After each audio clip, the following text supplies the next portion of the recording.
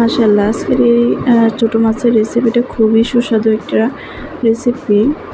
প্রথমে আমরা ট্যাংরা মাছ নিয়েছি, যেটাকে আমরা ভালো করে ধুয়ে মেখে লবণ হলুদ দিয়ে ভেজে কড়া করে একটু ভেজে নেব।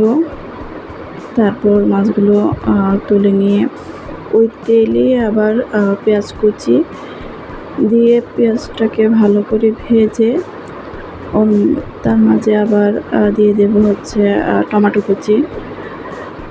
মূলত টমেটো কুচি দেওয়ার কারণে এই রেসিপিটা খুবই সুস্বাদু হয়।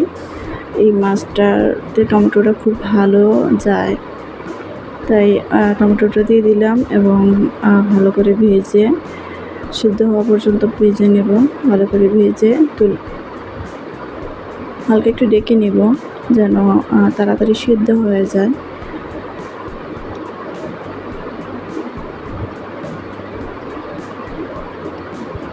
টমেটোগুলো ভালো সিদ্ধ হয়ে গেছে ইতিমধ্যে।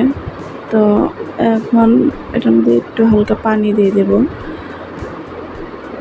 তারপর সামান্য একেবারে অল্প মশলাতে এই রান্নাটা, যেমন হলুদ দিয়ে দিয়েছি, মরিচ, লবণ। মশলাটা একটু ভালো করে কষিয়ে নেব। মশলা কষানো হলে যে কোনো রান্নাই টেস্ট হয়, তো মশলাটা ভালো করে কষিয়ে নেব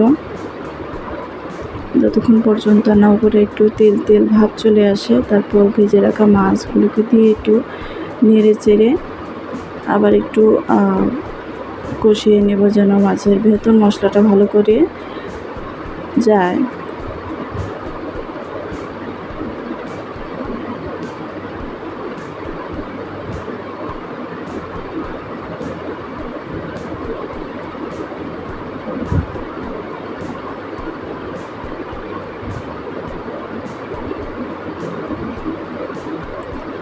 হয়ে গেছে আমাদের কষানো।